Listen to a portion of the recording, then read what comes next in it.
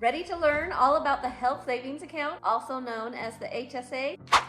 Well, you're in luck because that's what I want to discuss with you today and hopefully teach you a few new things. My name is Linda Tuttle, also known as the Adventuring Accountant. Today, not so adventurous, been busy doing some tax planning for clients and hoping to get back outside on an adventure soon. But wanted to bring you this information. I love to help entrepreneurs and small business owners maximize their income through tax savings, business systems, so you can be prepared for retirement and live the life that you want. The health savings account is part of that process, and I love to talk about it because I don't feel like enough people know about it or understand how powerful it can be. So I want to explain 3 of the tax advantages that a health savings account has. First of all, the contributions that you make to a health savings account are tax deductible, any income level.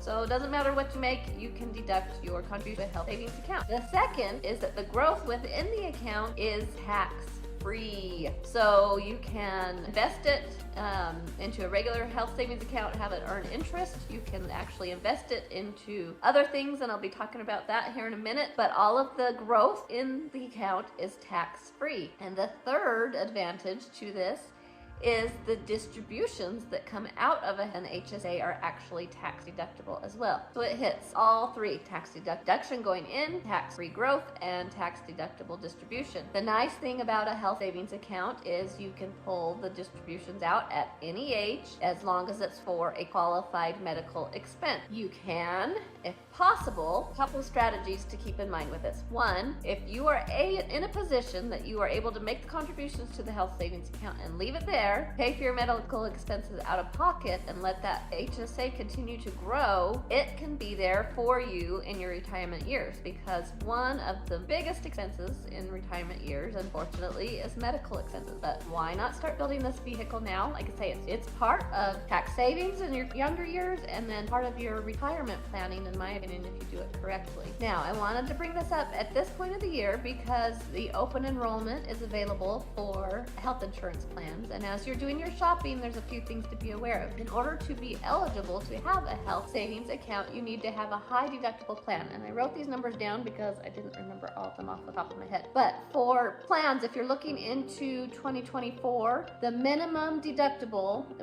to be considered a high deductible plan is $1,600 if you are single and $3,200 if you are married. So that means that the deductible you're going to be paying out of pocket for medical expenses before your insurance kicks in. That's the deductible. And typically, if you're on a higher deductible plan, your premiums are going to be a little bit lower. Now, again, I suggest you talk to your tax advisor, insurance agent to figure out the best plan for you. But if you can find it where you're in that middle ground of paying the lowest premium, getting the greatest benefit on the network that you want, and still eligible for the health savings account, that's the win-win. So keep this in mind as you are shopping for your plans. They do have maximum out-of-pocket for 2024. This next year, it is $8,050 for your maximum out-of-pocket and single, and $16,100 if you are married. So again, there's kind of 3 different levels of plans as you're shopping that marketplace: gold, silver, and bronze. And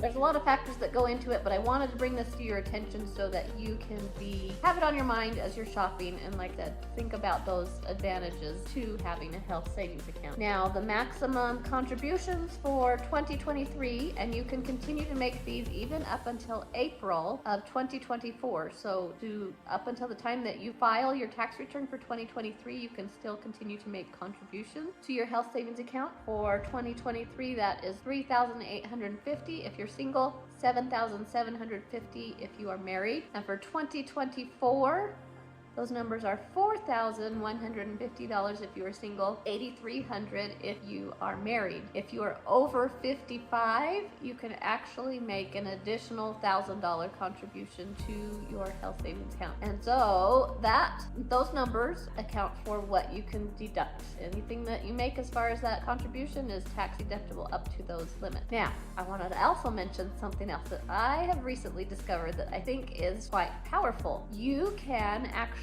invest your health savings account. Now, again, this would be applicable if you are paying for your medical expenses out of pocket and able to allow that account to grow and build. But if you can get even up to a couple $1,000s in it, you can invest in stocks, mutual funds, and you can choose what types of funds you want those in. But to take it even a step further, if you want to open up a self-directed account, you can invest in some really cool things. Now, a lot of people think self-directing is choosing which type of mutual fund or stock that you're putting it in, but self-directing can go even beyond that. This means you can self-direct the funds that are in your health savings account and actually purchase real estate. So if you've got a low amount, that can end up being a down payment. You can pool it with your retirement accounts and create a partnership and really have enough to make a bigger contribution, down payment on a property. You can invest in crypto, lots of capital assets. You can actually do loans, and I'm just touching the tip of the iceberg on what's available to you. There are rules around it, but I wanted to bring this up because I think it's so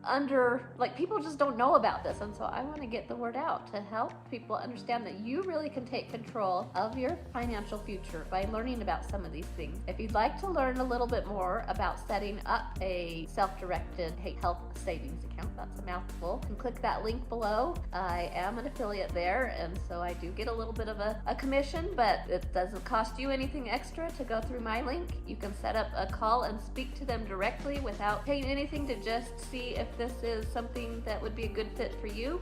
And I just encourage you to learn more about it because so many cool benefits to a health savings account that can help you maximize your retirement planning and help you in the short term as well. Hope that you found this helpful, and if you'd like to catch any of my future episodes, don't forget to hit that subscribe button. See you next time.